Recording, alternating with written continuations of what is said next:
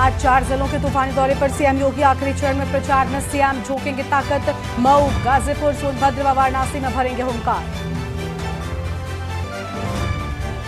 UP के 3 जिलों में गृह मंत्री अमित शाह करेंगे प्रचार। कुशीनगर, बलिया और वाराणसी में करेंगे जनसभा। आखिरी चरण के प्रचार में भरेंगे हुंकार।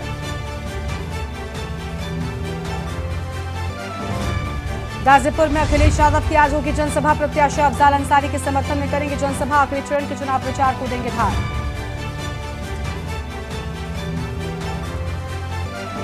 बागपत में आस्था हॉस्पिटल के टॉप फ्लोर पर लगी आग। आनन फानन में मरीजों को निकाला गया बाहर। आग लगने की वजह का खुलासा नहीं। लखनऊ में तेज रफ्तार ट्रक और ट्रैक्टर में हुई टक्कर। एक घायल, दर्दनाक मौत। दो की ट्रक चालक ट्रक छोड़कर मौके से फरार। यूपी में रिकॉर्ड तोड़ गर्मी से हाहाकार। दिन के साथ रात में भी लू से लोग परेशान। मौसम विभाग के मुताबिक अभी नहीं मिलेगी गर्मी से राहत। आप देख रहे हैं के न्यूज, खबरों का सारथी। नमस्कार, आप देख रहे हैं के न्यूज इंडिया। मैं हूं आपके साथ गरिमा वाजपेयी और खबर उत्तर प्रदेश की शुरुआत करेंगे कुछ बड़ी खबरों के साथ में। बागपत से सबसे पहले बड़ी जानकारी आपको हम बताते हैं, जहां आस्था हॉस्पिटल में लगी आग बुझी है। कड़ी मशक्कत के बाद आग पर काबू पाया जा सका है। सभी मरीजों को सुरक्षित निकाला गया है। अस्पताल की पहली मंजिल पर लगी थी आग। बड़ी जानकारी आपको हम बता दें, जहां अस्पताल की पहली मंजिल पर आग लगी थी और यह अहम खबर सामने आ रही है। आपको बता दें कि आस्था हॉस्पिटल में लगी आग को बुझाया गया है। तो आस्था हॉस्पिटल में लगी आग बुझी है।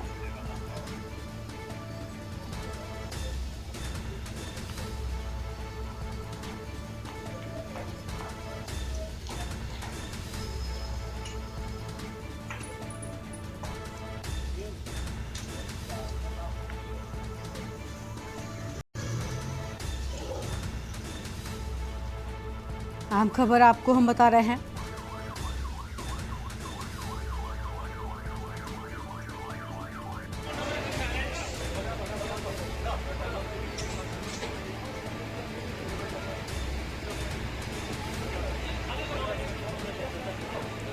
कड़ी मशक्कत के बाद आग पर काबू पाया गया है। बड़ी खबर, सभी मरीजों को सुरक्षित बाहर निकाल लिया गया है। ये बड़ी जानकारी आपको हम बता रहे हैं।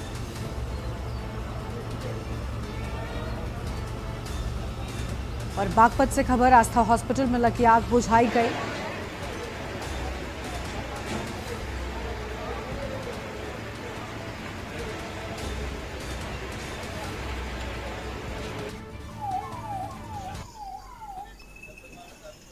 तो ये तस्वीरें आपको हम दिखा रहे हैं। हुई है जिस पे तुरंत गाड़ियां रवाना हो गई हैं। एक गाड़ी यहाँ से बड़ौत स्टेशन से, बाकी 2 और जनपद में स्टेशन, वहाँ से भी दो गाड़ियां रवाना हुई है। टोटल 4 गाड़ी आग पे लगी है। आग कंट्रोल में बुझ गई है और इसमें लगभग 12 मरीज थे जो अच्छे से निकाल लिए गए बाहर, कोई जानहानि नहीं। अच्छा, आग लगने का कारण संभवतः शॉर्ट सर्किट से लगी है। ऊपर बंद था, पता करने पर पता चला, उनको भी क्लियर नहीं है, पता करके बताया जाए।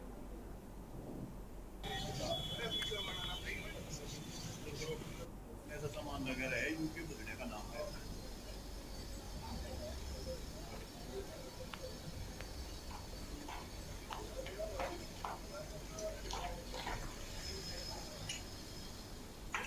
और इसी खबर पर बातचीत के लिए हमारे साथ में हमारे संवाददाता कुलदीप भरत जुड़ चुके हैं। कुलदीप, अस्पताल की पहली मंजिल पर भीषण आग की तस्वीरें सामने आई हैं। तस्वीरों को भी देखकर अंदाजा लगाया जा सकता है कि आग कितनी तेजी के साथ में लगी होगी, लेकिन बड़ा सवाल ये कि क्या आग से बचने के जो मानक होते हैं वो अस्पताल में पूरे थे? क्या वजह रही इस आग के लगने की? अभी स्वास्थ्य विभाग ने नोटिस जारी किया है, क्योंकि ये बताया जा रहा है कि दो बिल्डिंग की दूसरी मंजिल तक ही परमिशन दी गई थी। हालांकि तीसरी मंजिल पे टीन साइड डलवा रहे, क्योंकि टीन साइड डलने के बाद भी उसके नीचे जो है वो जो बाहर का सामान होता है, जो एक्स्ट्रा सामान होता है, जो कचरा वगैरह होता है, वो वहाँ पर डला हुआ था। उसी कचरे में ही शॉर्ट सर्किट से आग लगी है। हालांकि स्वास्थ्य विभाग इस पूरे मामले का संज्ञान ले रहा है, पूरे मामले की जाँच पड़ताल में जुटा है। कहीं न कहीं साफ तौर पर ये भी जानकारी जुटाई जा रही है कि किस तरह से, किन कारणों से आग लगी है। हालांकि नोटिस जारी करने के बाद स्वास्थ्य विभाग की टीम यहाँ पर मौजूद है और वो अंदर जांच कर रही है। जी बिल्कुल, लेकिन क्या सभी लोगों को बाहर सुरक्षित निकाला जा सका है? जी जी बिल्कुल। जो मरीज थे उनका इलाज अब किस तरीके से हो रहा है?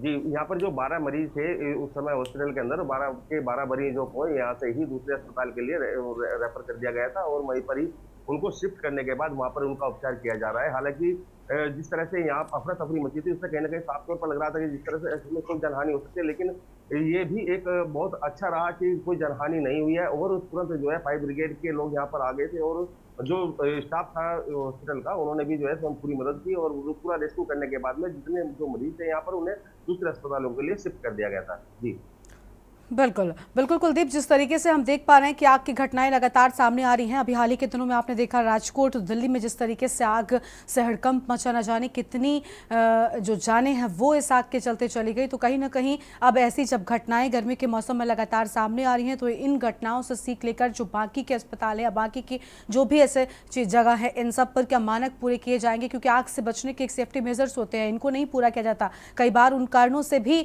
जो है दिक्कतें होती हैं।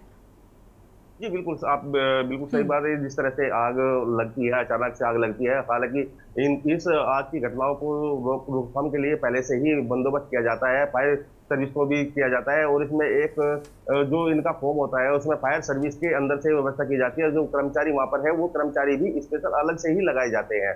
लेकिन कहीं ना कहीं साफ तौर पर दिखाई दे रहा है कि जिस तरह से आग लगती है तो वो कहीं ना कहीं लापरवाही का कारण भी इसको माना जाता है। हालांकि स्वास्थ्य विभाग पूरे मामले पर सचेत रहता है, लेकिन कहीं ना कहीं जिस तरह की घटनाएं होती है इससे एक जनहानि, बड़ी जनहानि भी हो सकती है। जी ठीक है, बहुत शुक्रिया कुलदीप आपका हमारे साथ जुड़ने के लिए, हम जानकारी साझा करने के लिए। तो बड़ी खबर आपको हम बता रहे हैं, जहां पर आस्था हॉस्पिटल में लगी भीषण आग पर फिलहाल काबू पा लिया गया है। अहम खबर आपको हम बता दें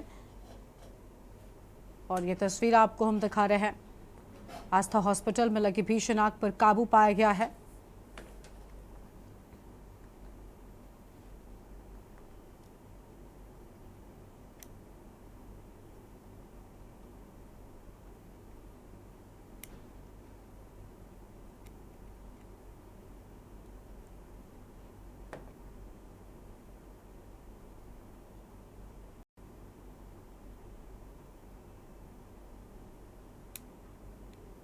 तो ये तस्वीर आपको हम दिखा रहे हैं। आप देखिए किस तरीके से यहाँ पर ऊपरी मंजिल पर जो है वो भीषण आग लगी हुई थी। आग के लपटें किस तरीके से बिल्डिंग के बाहर भी नजर आ रही थी। हालांकि फिलहाल अब आग पर काबू पाया गया है। कड़ी मशक्कत के बाद इस आग को बुझाया जा सका, लेकिन बड़ा सवाल ये कि आखिर आग से बचने के जो भी कानून होते हैं, जो भी नियम होते हैं, जो एक बिल्डिंग में पूरे होने चाहिए, क्या वो मानक पूरे किए जाते हैं? और जो भी यहाँ पर सुरक्षा होनी चाहिए, क्या वो पूरी की जाती है? क्योंकि लगातार हम देख रहे हैं अलग अलग जगहों पर आग की घटनाएं सामने आ रही हैं और इनसे बड़ा नुकसान भी हो रहा है। अब इस आग से बचने के लिए क्या तैयारियां होती हैं वो भी बहुत अहम है। फिलहाल अलग अलग जगहों से हमने तस्वीरें भी आपको दिखाई। तस्वीर आप देखिए किस तरीके से भीषण आग यहां पर लगी हुई थी।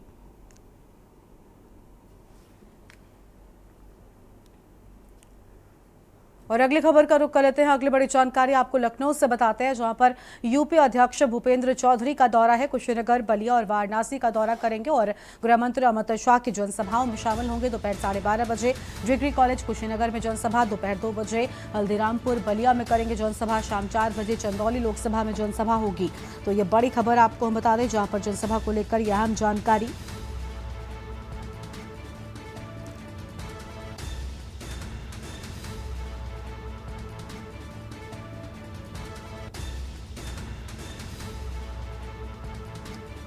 फिलहाल ये बड़ी खबर आपको हम बता रहे हैं।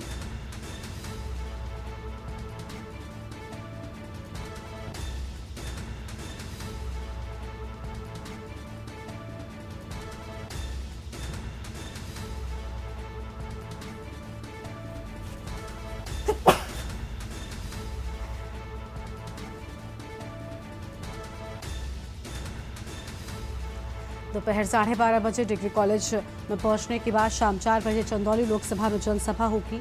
बड़ी खबर आपको हम बता रहे हैं। सभी तैयारियां पूरी किए जाने की बात सामने आई है। 12:30 बजे डिग्री कॉलेज कुशीनगर में होगी जनसभा। अहम जानकारी आपको हम बता रहे हैं।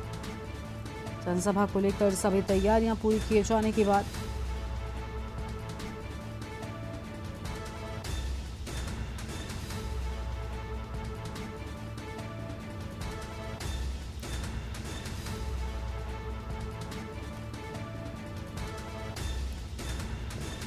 और इसी खबर पर बातचीत के लिए हमारे साथ में हमारे संवाददाता कौशलेंद्र उपाध्याय लगातार बने हुए हैं। कौशलेंद्र, गृह मंत्री अमित शाह की जनसभाओं में शामिल होने के लिए भी पहुंच रहे हैं। क्या है पूरी जानकारी आपके पास? आपको बता दें कि मुख्यमंत्री के इस दौरे से जुड़ी पूरी जानकारी क्या है? देखिए माफ कीजिएगा, यूपी अध्यक्ष देखिए, आपको भूपेंद्र बताएं चौधरी कि का दौरा है अमित शाह का कौशलेंद्र। जो कार्यक्रम है वो बलिया में और जो है कुशीनगर जी एक बार क्वेश्चन दोबारा थोड़ा करिए। बिल्कुल कौशलेंद्र, देखिए भूपेंद्र चौधरी का दौरा है, कई अहम जगहों पर वो जा रहे हैं जनसभाओं में संबोधित करने के लिए और खुद गृह मंत्री के कार्यक्रम में भी पहुंच रहे हैं। उनके डे प्लान से जुड़ी क्या है पूरी जानकारी आपके पास?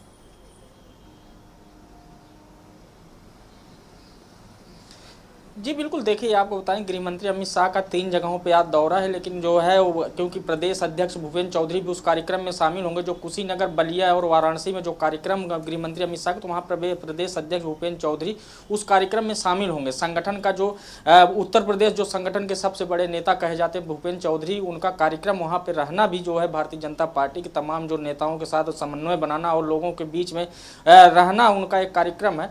और वहाँ पर जब अमित शाह का कार्यक्रम होगा, वहाँ पर तमाम पदाधिकारी होंगे जो कि प्रदेश और जो है तमाम जिले के जो है पदाधिकारी वहां पे मौजूद रहेंगे।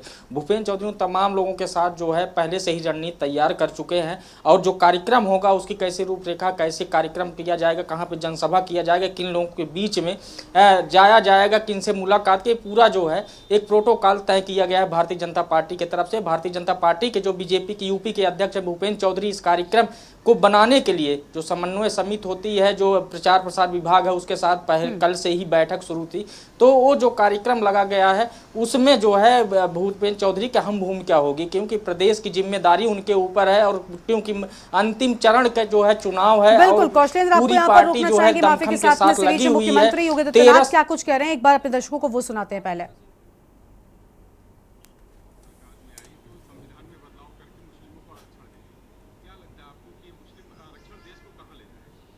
देखिए, धर्म के आधार पर आरक्षण यह असंवैधानिक है।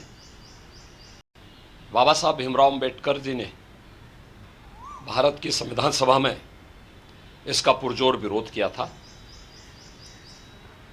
लेकिन उस सब के बावजूद कांग्रेस और उसके सहयोगी इंडी गठबंधन से जुड़े हुए दल हैं,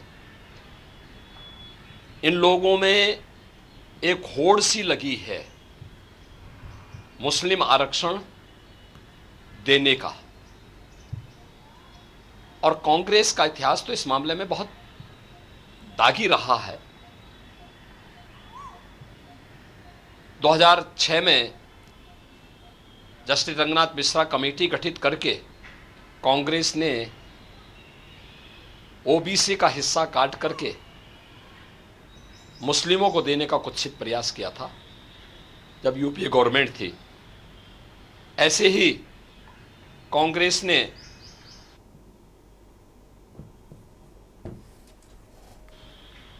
जस्टिस राजेंद्र सच्चर की अध्यक्षता में कमेटी बना करके अनुसूचित जाति के आरक्षण में सेंध लगाने का प्रयास किया था। कुछ मुस्लिम जातियों को अनुसूचित जाति में शामिल करने का कुत्सित प्रयास किया था।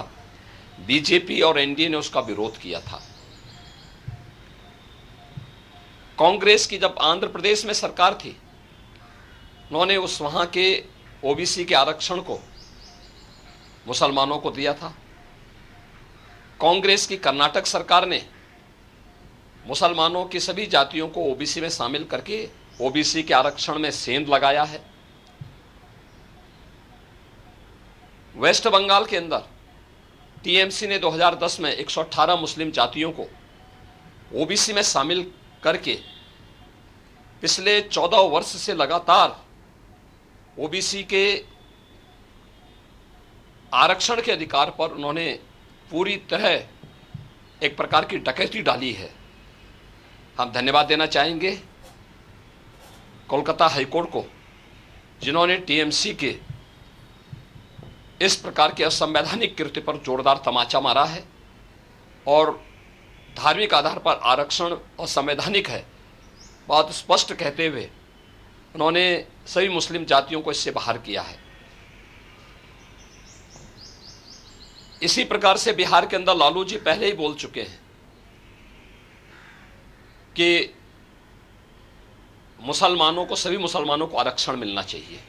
इसका मतलब आरक्षण कहां से मिलेगा? यह आरक्षण यही ओबीसी और एससी एसटी का आरक्षण में से ये बांट करके मुसलमानों को देना चाहते हैं।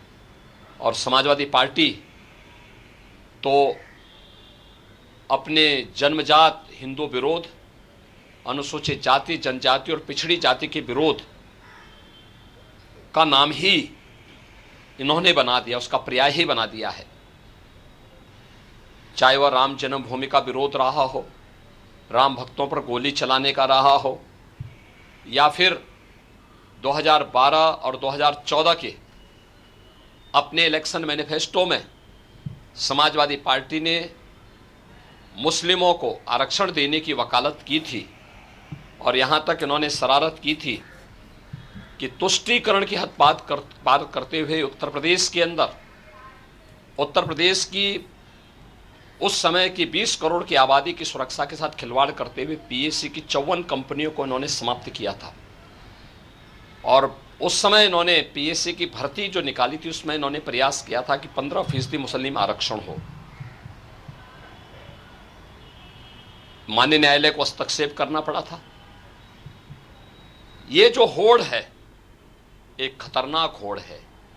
बाबा साहब भीमराव अंबेडकर ने विरोध किया था इसका, मुस्लिम आरक्षण का, क्योंकि देश धर्म के आधार पर विभाजित हुआ था और उन्होंने कहा था कि धर्म के आधार पर कोई भी आरक्षण देश के अंदर नहीं होना चाहिए। अनुसूचित जाति जनजाति को आरक्षण भारत के संविधान के द्वारा दिया गया है। मंडल कमीशन की सिफारिशों के आधार पर ओबीसी को आरक्षण का लाभ दिया गया है।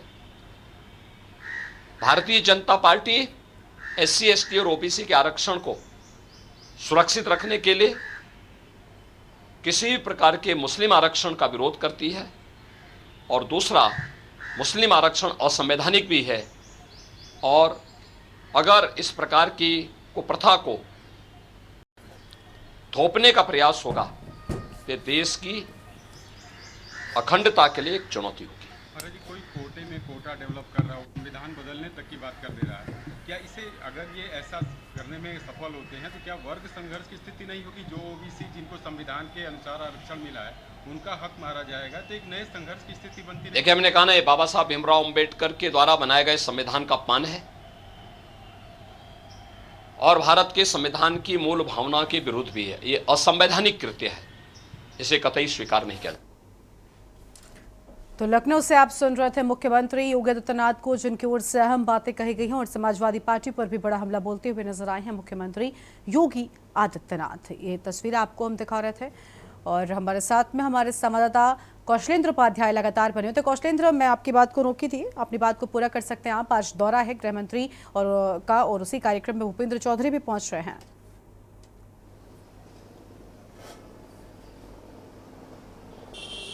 जी बिल्कुल, देखिए आपको बताएं कि संगठन के उत्तर प्रदेश के सबसे बड़े नेता भूपेंद्र चौधरी हैं और केंद्रीय गृह मंत्री अमित शाह का जो कार्यक्रम 3 साल लोकसभा क्षेत्रों में लगा है वहाँ पे भी पहुँचेंगे और वहाँ जो कार्यक्रम होंगे पूरी जिम्मेदारी इनके ऊपर होती है, क्योंकि प्रदेश की जिम्मेदारी है तो इनके ऊपर संगठन की पूरी जिम्मेदारी है। वहाँ पे जो संगठन के बीच समन्वय बनाया जाएगा, जो लोग रहेंगे, जिनसे किनसे मिलेंगे अमित शाह, उनका पूरा जो है एक लिस्ट जो तैयार होती है इनके द्वारा ही बनाई जाती है। और तमाम जो लोकसभा क्षेत्र के जो प्रत्याशी, जो वहाँ पे लोकसभा प्रत्याशी हैं, उनसे जो बातचीत होगी, उसके बाद उनके लिए जो प्रचार प्रसार का जो कार्यक्रम रखा गया है वो भी पूरा भूपेंद्र चौधरी के ही द्वारा किया गया है।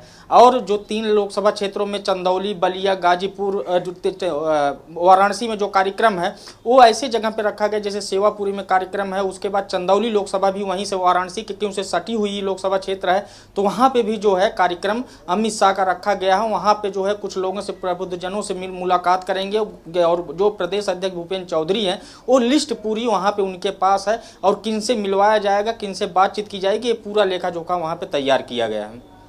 बिल्कुल, बहुत शुक्रिया आपका कौशलेंद्र हमारे साथ जुड़ने के लिए और अहम जानकारी साझा करने के लिए। तो बड़ी जानकारी आपको हम बता दें, जहां पर यूपी प्रदेश अध्यक्ष भूपेंद्र चौधरी भी दौरे पर रहेंगे। कुशीनगर, बलिया और वाराणसी का दौरा करने के लिए आज पहुंच रहे हैं। ये पूरी जानकारी आपको हम लखनऊ से बता रहे थे। अब आगे बढ़ते हैं खबरों की ओर। लखनऊ से अगली खबर, जहां 2 जिलों में अखिलेश की चुनावी जनसभा होगी। गाजीपुर, चंदौली में प्रत्याशियों के समर्थन में जनसभा। दोपहर 12:30 बजे के लगभग अखिलेश यादव पहुंचेंगे आरटीआई ग्राउंड। प्रत्याशी अफजाल अंसारी के समर्थन में जनसभा करेंगे। बड़ी खबर आपको हम बता रहे हैं, प्रत्याशी अफजाल अंसारी के समर्थन में होगी जनसभा। फिलहाल ये बड़ी खबर आपको हम बता दें।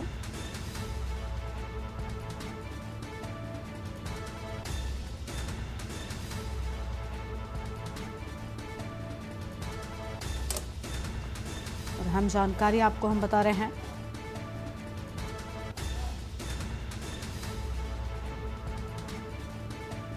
लखनऊ से खबर, 2 जिलों में अखिलेश की चुनावी जनसभा को लेकर बड़ी जानकारी सामने आई है। कौशलेंद्र हमारे साथ में लगातार बने हुए। कौशलेंद्र, गाजीपुर चंदौली में प्रत्याशियों के समर्थन में जनसभा में पहुंचने वाले हैं, पूरी जानकारी क्या है उनके इस दौरे से जुड़ी?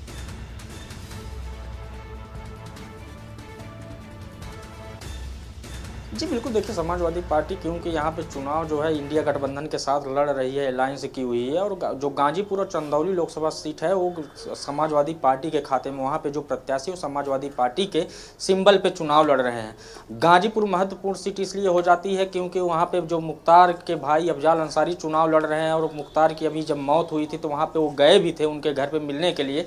वहाँ पर जो है जनसभा को संबोधित करेंगे, वहाँ पर जो कार्यक्रम है और उनसे मिलेंगे, उनके परिवारजन से भी मिलेंगे, उनके बेटे जो हैं उनसे भी मुलाकात करेंगे। वहीं फिर वहाँ कार्यक्रम के बाद वो चंदौली चले जाएंगे। चंदौली में जो बीरेन सिंह समाजवादी पार्टी के प्रत्याशी उनके लिए जनसभा करेंगे, और वहाँ तमाम जो नेता हैं, जो प्रदेश स्तर के और जो जिले स्तर के जो जिला अध्यक्ष हैं और जो तमाम जो है पदाधिकारी हैं उनसे मुलाकात करेंगे। और लोकसभा क्षेत्र में जो लोगों के बीच में जो जाएंगे, उसके बाद जो अंतिम दौर में जो मतदान है, क्योंकि सभी पार्टियां वहाँ पे जो है दमखम लगाएंगी, और समाजवादी पार्टी उत्तर प्रदेश का जो है अगर देखा जाए विपक्ष की सबसे बड़ी पार्टी है, तो वहाँ पे पूरी दमखम के साथ लगी हुई है। और पूर्वांचल बहुत महत्वपूर्ण सीट हो जाता है, चाहे वो पूर्वांचल का कोई भी लोकसभा क्षेत्र हो, वहाँ पे समाजवादी पार्टी का जो है कई क्षेत्रों में जो है अपना गढ़ है, और वहाँ पे कई बार प्रत्याशी इनके जीते भी हैं, तो वहाँ पे दमखम के साथ जुटी। लेकिन महत्वपूर्ण जो गाजीपुर लोकसभा क्षेत्र है, अफजाल अंसारी और उनकी जो बेटी भी वहाँ पे चुनाव लड़ रही हैं। अब ये देखना ये होगा कि वहाँ पे जो प्रचार प्रसार जो कर रहे हैं वो अफजाल अंसारी क्योंकि समाजवादी पार्टी के सिंबल पे हैं, और वहाँ पे जो लोग ये कार्यक्रम रखा गया है उनके लिए रखा गया है। अब वहाँ उनकी बेटी अगर मंच पे आती हैं तो कहीं ना कहीं ये होगा कि यहाँ की जो वोट पब्लिक किसको देखें, क्योंकि वहाँ कन्फ्यूजन की जो स्थिति बनी हुई है उसको आज समाजवादी पार्टी के राष्ट्रीय अध्यक्ष उसको दूर कर देंगे। उसके बाद जो है जो पदाधिकारी हैं और जो तमाम कार्यकर्ता हैं उनसे भी वो बातचीत करेंगे। बिल्कुल, यानी आज का उनका ये दौरा बहुत अहम है, और गाजीपुर सीट को लेकर हमने बात कर ली। कौशलेंद्र इसके साथ ही चंदौली भी पहुंच रहे हैं, और बहुत शुक्रिया आपका हमारे साथ जुड़ने के लिए। हम जानकारी के लिए लखनऊ से खबर, जहां पर 2 जिलों में आज अखिलेश की चुनावी जनसभा की बात सामने आई है। आज अखिलेश यादव चुनावी जनसभा में पहुंचेंगे, बड़ी जानकारी आपको हम बता रहे हैं।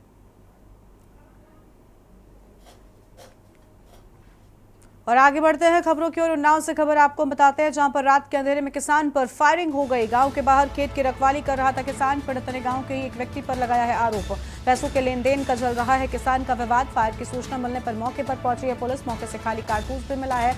जांच में पुलिस जुट गई है। कोतवाली हसनगंज का आपको बता दें कि हसनगंज के मीर खेड़ा का ये पूरा मामला है। बड़ी जानकारी आपको बता रहे हैं, पैसों के लेन देन का विवाद चल रहा है। आगे बढ़ेंगे खबरों की ओर। महाराजगंज से खबर है, जहां पर जंगल में वन कर्मियों की मारपीट, वायरल वीडियो में पैर पकड़कर गिड़गिड़ा रही महिला। जंगल में वनकर्मी और युवक से हुई थी कहासुनी। बाद में वनकर्मी ने रेंजर और अन्य कर्मियों को बुलाया है। जबरदस्ती युवक को गाड़ी में बैठाने लगे वनकर्मी। वनकर्मियों के द्वारा युवक को पीटने का वीडियो। लिखित शिकायत आने पर होगी कार्रवाई। डीएफओ की ओर से अहम बातें कही गई हैं, और सोहंगी वरवा अन्य वन्य जीव प्रभाग के पकड़ी रेंज का पूरा मामला हम आपको बता रहे हैं। सोनभद्र से खबर आपको बता दें, जहां पर आपको बता दें कि सोनभद्र से अहम खबर, नदी पार करते समय डूबा है नाबालिग। बीच नदी में गहराई का अंदाजा नहीं लगा सका। कड़ी मशक्कत के बाद शव को बरामद कर लिया गया है। चोपन थाना क्षेत्र के करगारा सोन नदी का ये पूरा मामला है।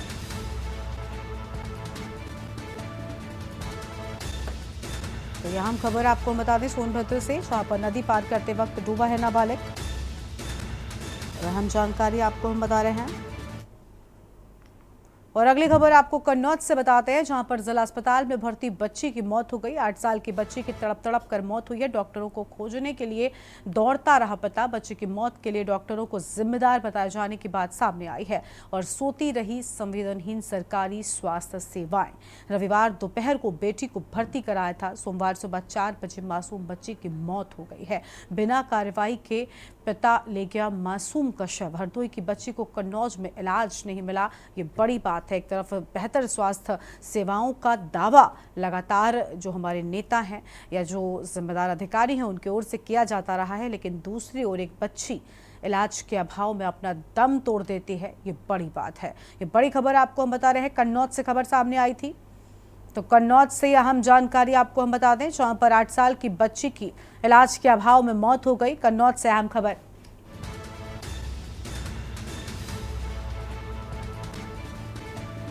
8 साल की बच्ची की तड़प कर मौत हो गई है। डॉक्टरों को खोजने के लिए पिता दौड़ता रहा। शिबू सैनी हमारे साथ में इसी पर बातचीत के लिए जुड़ चुके हैं। शिबू, बच्चे की मौत के लिए डॉक्टरों को पिता ने जिम्मेदार बताया है। एक बच्ची को इलाज नहीं मिल पाया क्योंकि डॉक्टर नहीं थे। उसके पिता दौड़ते रहे, भागते रहे, इधर उधर तड़पते रहे, लेकिन बच्ची को इलाज नहीं मिला।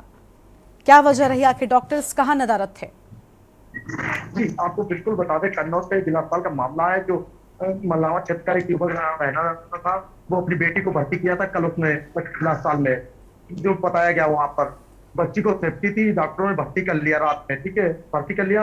और तो इलाज नहीं मिल पाया पूरी तरह से। अगर इलाज नहीं था तो रेफर कर देना चाहिए, वहाँ एडमिट करते रहे। कहीं ना कहीं डॉक्टर फार्मासिस्ट जो होते हैं, फार्मासिस्ट जिला अस्पताल में रात में नशे की हालत में रहते हैं, और जो जिम्मेदार कोई कहता है अगर तो उस पर हावी हो जाते हैं, पुलिस बुला के पकड़ाने की कोशिश करते हैं।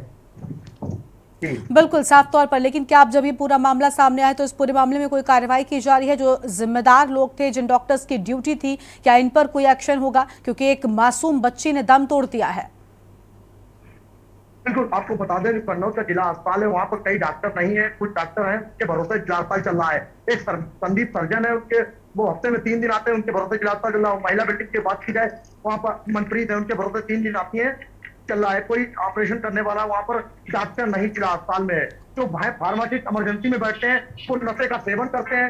अगर उनकी कोई खबर अगर बनाओ वहाँ पर तो लोगों का कैमरा छीन लेते हैं और आज भी बदतमीजी करते हैं। इसको लेकर कई बार ट्वीट किया गया, लोगों ने कोई सुनवाई नहीं हो रही। ठीक है, बहुत शुक्रिया शिबू आपका अधिक जानकारी के लिए।